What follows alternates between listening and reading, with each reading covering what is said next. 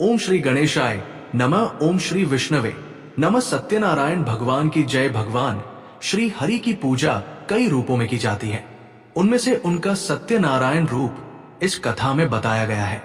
श्री सत्यनारायण भगवान की कथा के दो प्रमुख विषय हैं, जिनमें से एक है संकल्प को भूलना और दूसरा है प्रसाद का अपमान। व्रत कथा के अलग अलग अध्यायों में छोटी छोटी कहानियों के माध्यम से बताया गया है कि सत्य का पालन न करने पर किस तरह की परेशानियां आती हैं। इसीलिए जीवन में सत्य व्रत का पालन पूरी निष्ठा और दृढ़ता के साथ करना चाहिए। ऐसा ना करने पर भगवान न केवल नाराज होते हैं, अपितु दंड स्वरूप संपत्ति और बंधु बांधवों के सुख से भी वंचित कर देते हैं। हर महीने की पूर्णमासी को भगवान सत्यनारायण की व्रत कथा का पाठ किया जाता है। आइए रसपान करते हैं सत्यनारायण भगवान की कथा का।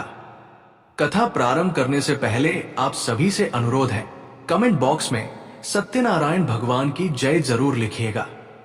एक समय की बात है, नैमिषारण्य तीर्थ में शनक आदि 88,000 ऋषियों ने श्री सूत जी से पूछा कि हे प्रभु, इस कलयुग में वेद विद्या रहित मनुष्यों को प्रभु भक्ति किस प्रकार मिल सकती है तथा उनका उद्धार कैसे होगा?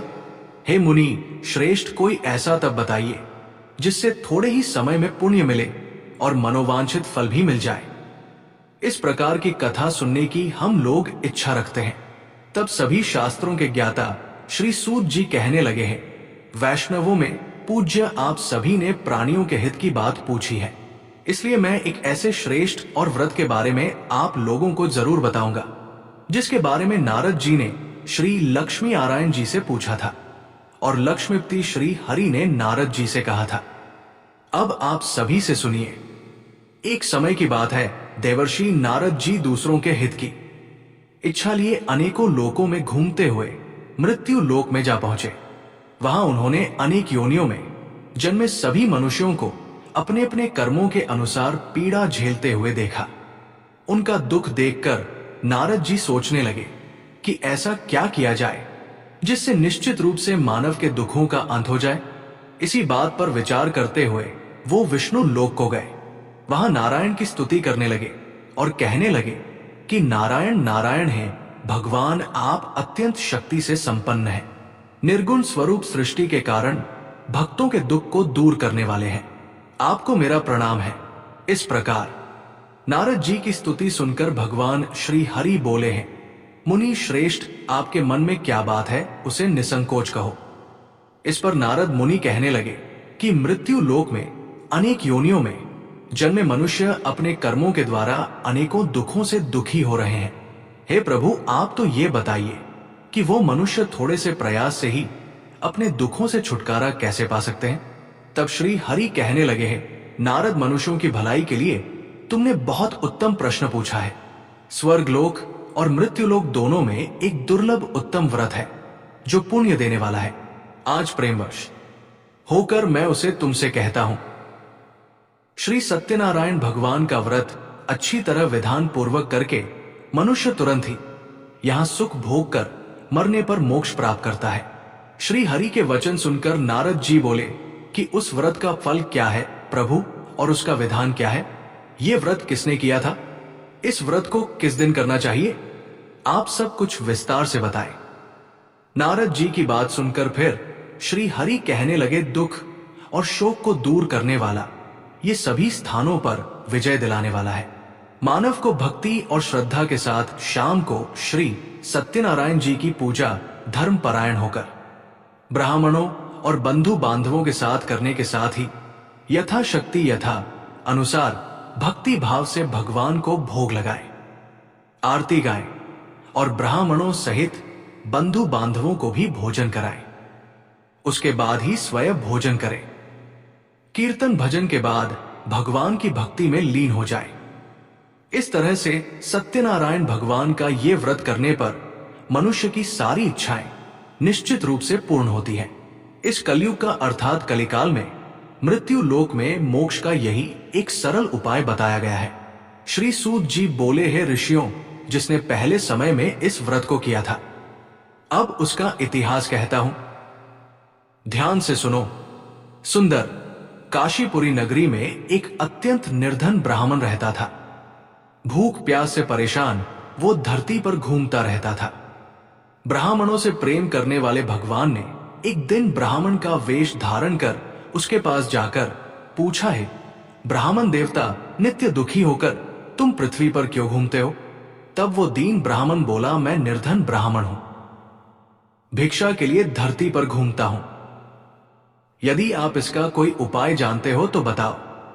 वृद्ध ब्राह्मण रूपी भगवान कहने लगे कि सत्यनारायण भगवान मनोवांछित फल देने वाले हैं, इसलिए तुम उनका पूजन करो। इसे करने से मनुष्य सभी दुखों से मुक्त हो जाता है। वृद्ध ब्राह्मण बनकर आए सत्यनारायण भगवान उस निर्धन ब्राह्मण को व्रत का सारा विधान बताकर अंतर्ध्य हो गए। अगले दिन सुबह उठने के साथ ही उस बूढ़े ब्राह्मण ने मन में संकल्प लिया कि सत्यनारायण भगवान का व्रत करूंगा, और फिर अपने नित्य कर्मों से निवृत्त होकर वो भिक्षा के लिए चल पड़ा। उस दिन उसे भिक्षा में बहुत सारा धन प्राप्त हुआ। उसी धन से उसने परिवार के साथ भगवान सत्यनारायण की पूजा की और व्रत रखा। इस व्रत को करने के कुछ दिन के बाद उसके सभी दुख और कष्ट दूर होने लगे, और देखते ही देखते एक संपन्न और अनेकों संपत्तियों का वो मालिक बन गया। तब हर महीने की पूर्णिमा के दिन वे ब्राह्मण सत्यनारायण भगवान की पूजा और व्रत करने लगे। इस प्रकार सत्यनारायण भगवान के इस व्रत को करके वो श्रेष्ठ ब्राह्मण सभी पापों और गरीबी से दूर हो गया, और उसने एक दुर्लभ मोक्ष पद भी प्राप्त किया। इस तरह से सत्यनारायण भगवान के व्रत को जो मनुष्य करेगा वो सभी प्रकार के पापों से छूटकर मोक्ष को प्राप्त होगा। जो मनुष्य इस व्रत को करेगा वो भी सभी दुखों से मुक्त हो जाएगा। सूत जी बोले कि इस तरह से देवर्षि नारद जी से नारायण जी का कहा हुआ श्री सत्यनारायण व्रत मैंने तुमसे बताया। हे विप्रो, मैं अब और क्या कहूं? तब ऋषिगण कहने लगे, हैं मुनिवर, संसार में उस विप्र से सुनकर और किस किस ने इस व्रत को किया, हम सब इस बात को सुनना चाहते हैं। इसके लिए हमारे मन में श्रद्धा का भाव है। तब श्री सूत जी कहने लगे, हैं मुनियों, जिस जिसने इस व्रत को किया है वो सब सुनो। एक समय वही विप्र धन और ऐश्वर्य के अनुसार अपने बंधु बांधवों के साथ इस व्रत को करने को तैयार हुआ। उसी समय एक लकड़ी बेचने वाला बूढ़ा आदमी आया और लकड़ियां बाहर रखकर अंदर ब्राह्मण के घर में गया। प्यास से दुखी होकर वो लकड़हारा उनको व्रत करते देख विप्र को नमस्कार कर पूछने लगा कि हे ब्राह्मण देव, आप ये क्या कर रहे हैं तथा इसे करने से आपको क्या फल मिलेगा? कृपा करके मुझे भी बताइए। तब ब्राह्मण ने कहा कि ये सब मनोकामनाओं को पूर्ण करने वाला सत्यनारायण भगवान का व्रत है। इनकी कृपा से ही मेरे घर में धन धान्य आदि की वृद्धि हुई है। विप्र से सत्यनारायण व्रत के बारे में जानकर वो लकड़हारा बहुत प्रसन्न हुआ। चरणामृत लेकर और प्रसाद खाने के बाद वो अपने घर गया। लकड़हारे ने अपने मन में संकल्प किया कि आज लकड़ी बेचने से जो भी धन मिलेगा उसी से श्री सत्यनारायण भगवान का उत्तम व्रत करूंगा। मन में इस विचार को लेकर वो बूढ़ा आदमी सिर पर लकड़ियां रखकर उस नगर में बेचने गया, जहां उसने अपनी लकड़ियों का दाम पहले से 4 गुना अधिक प्राप्त किया। बूढ़ा प्रसन्नता के साथ पैसे लेकर सत्यनारायण भगवान की मूर्ति और व्रत की अन्य सामग्रियां लेकर अपने घर गया। वहां उसने अपने परिवार जनों को बुलाकर विधि विधान से सत्यनारायण भगवान का पूजन और व्रत किया। इस व्रत के प्रभाव से वो बूढ़ा लकड़हारा धन पुत्र आदि से युक्त होकर संसार के समस्त सुख भोग कर अंत समय में बैकुंठ धाम चला गया। श्री सूत जी कहने लगे कि हे श्रेष्ठ मुनियों, अब आगे की कथा भी कहता हूं। पहले समय में उल्कामुख नाम का एक बुद्धिमान राजा था। वो सत्यवक्ता और जितेंद्र था। प्रतिदिन देव स्थानों पर जाता और निर्धनों को धन देकर उनके कष्ट दूर किया करता था। उसकी पत्नी कमल के समान मुख वाली तथा सती साध्वी थी। भद्रशिला नदी के तट पर एक बार उन दोनों ने श्री सत्यनारायण भगवान का व्रत किया।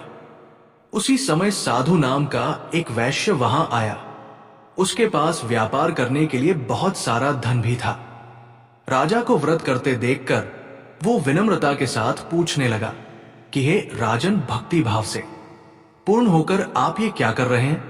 मैं सुनने की इच्छा रखता हूं, तो आप कृपा कर मुझे भी बताएं।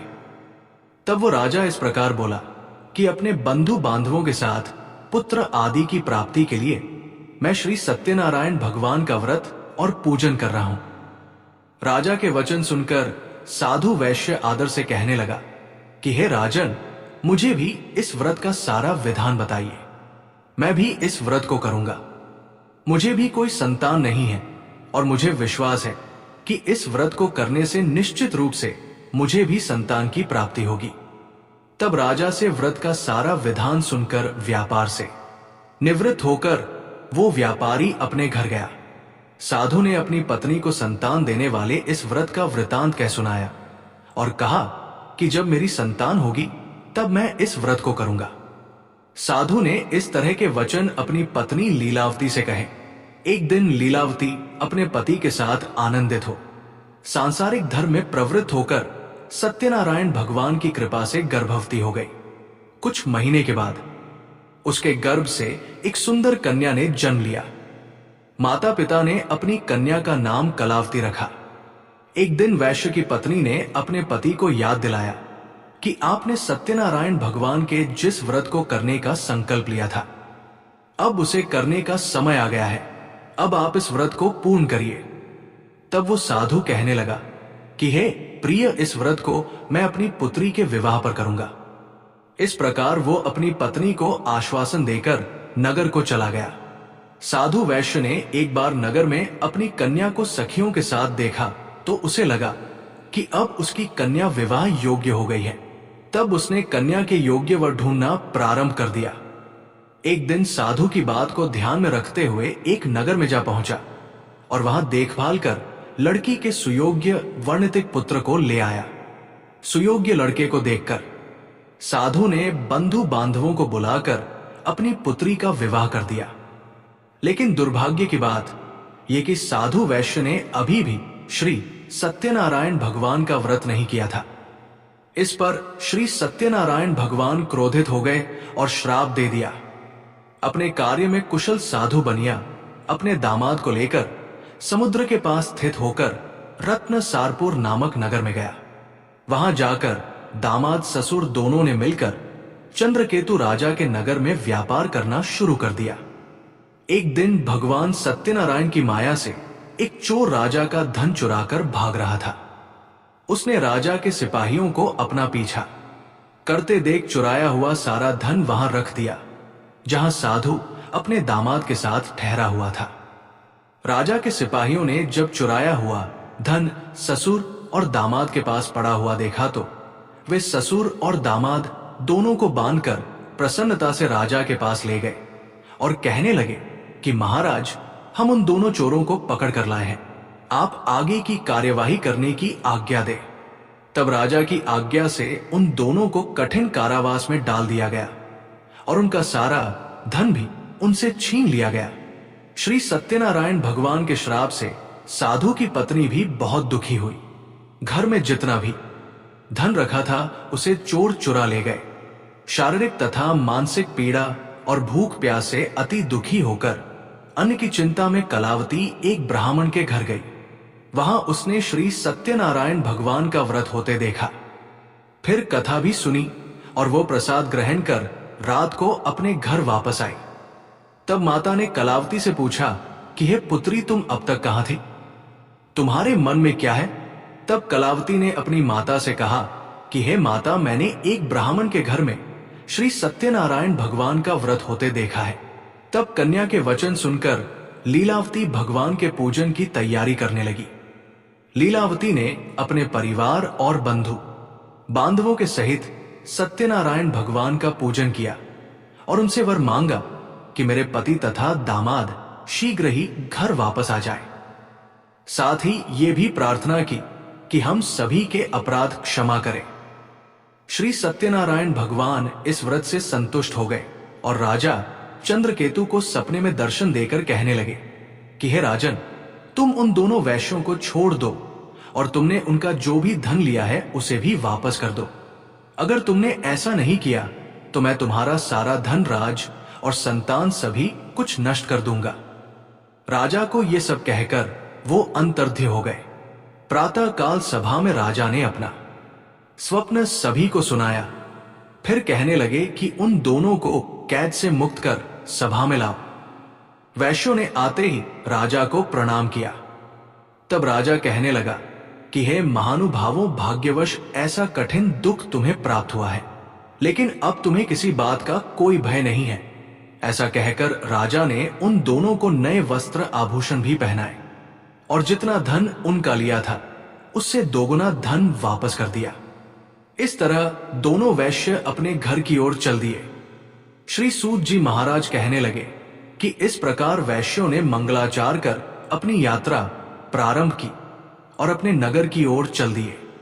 उनके थोड़ी ही दूर जाने पर दंडी वेशधारी श्री सत्यनारायण भगवान ने उनसे पूछा है, साधु तेरी नाव में क्या है? तब अभिमान से भरा हुआ वो वैश्य कहने लगा कि हे दंडी, आप क्यों पूछते हो? क्या धन लेने की इच्छा है? मेरी नाव में तो बेल और पत्ते भरे हुए हैं। वैश्य के ऐसे कठोर वचन सुनकर भगवान कहने लगे कि तुम्हारा वचन सत्य हो। दंडी ऐसे वचन कहकर वहां से दूर चले गए। कुछ दूर जाकर समुद्र के किनारे बैठ गए। इधर दंडी के जाने के बाद साधु वैश्य ने नित्य क्रिया के पश्चात अपनी नाव को जब ऊंची उठते देखा तो बड़ा आश्चर्य हुआ और नाव में बेलपत्ते आदि भरे हुए देखकर वो मूर्छित होकर जमीन पर ही गिर पड़ा। वापस होश आने पर वो अत्यंत शोक में डूब गया। तब उसका दामाद कहने लगा कि पिताजी, आप शोक मत मनाइए, ये सब दंडी का ही श्राप है, इसलिए हमें उनकी ही शरण में जाना चाहिए, तभी हमारी मनोकामना पूर्ण हो सकेगी।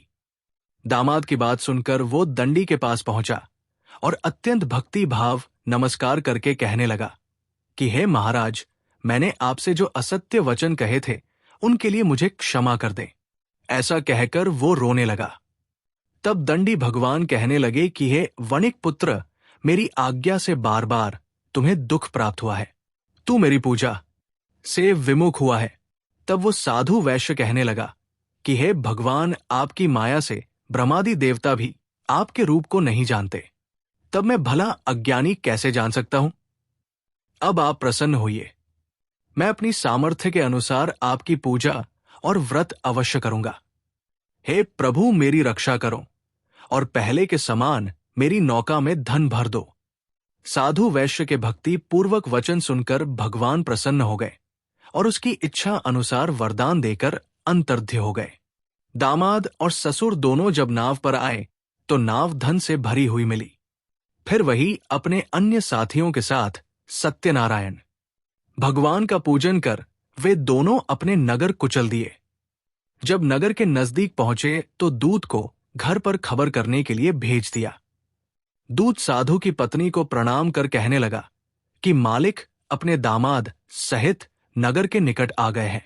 दूत की बात सुनकर साधु की पत्नी लीलावती ने बड़े हर्ष के साथ सत्यनारायण भगवान का पूजन कर अपनी पुत्री कलावती से कहा कि मैं अपने पति के दर्शन को जा रही हूं, तू भी कार्य समाप्त कर जल्दी आ जाना।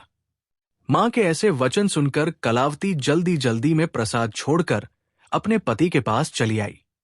इस तरह प्रसाद की अवज्ञा के कारण श्री सत्यनारायण भगवान रुष्ट हो गए और नाव सहित उसके पति को पानी में डुबो दिया। कलावती अपने पति को वहां न पाकर रोती हुई जमीन पर गिर गई।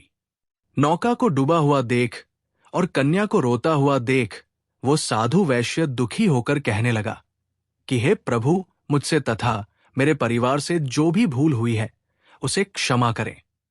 साधु के दीन वचन सुनकर श्री सत्यनारायण भगवान प्रसन्न हो गए और आकाशवाणी हुई कि हे साधु, तेरी कन्या मेरे प्रसाद को छोड़कर आई है, इसलिए उसका पति अदृश्य हो गया है। यदि अब वो घर जाकर प्रसाद खाकर लौटे तो इसे इसका पति अवश्य मिलेगा। ऐसी आकाशवाणी सुन कलावती ने वैसा ही किया जैसा आकाशवाणी के दौरान भगवान ने कहा था।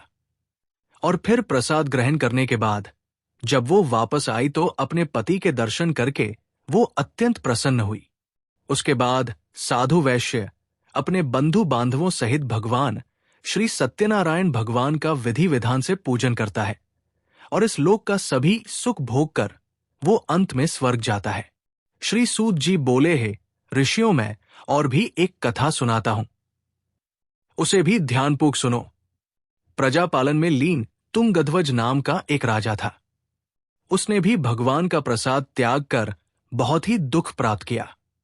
एक बार जंगल में जाकर वन्य पशुओं को मारकर वो बड़ के पेड़ के नीचे आया।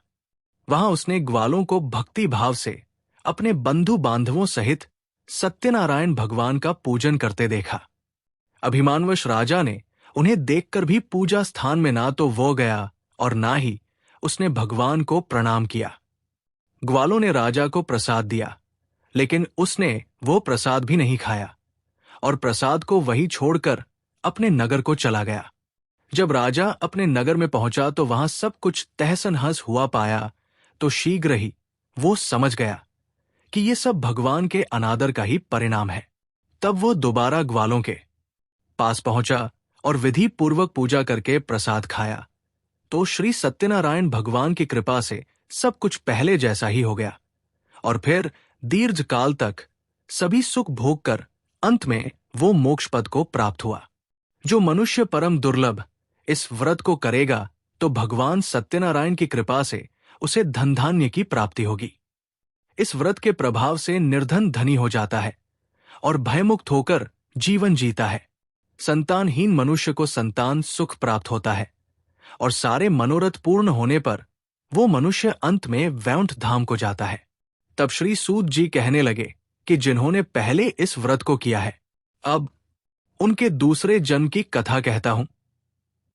वृद्ध शतानंद ब्राह्मण ने सुदामा का जन्म लेकर मोक्ष की प्राप्ति की। लकड़हारे ने अगले जन्म में निषाद बनकर मोक्ष प्राप्त किया। उल्कामुख नाम का राजा दशरथ होकर वैकुंठ लोक को गए।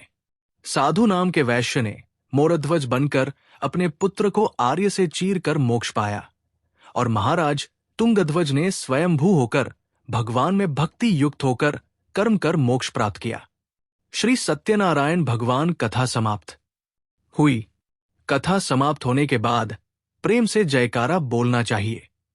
बोलिए, सत्यनारायण भगवान की जय।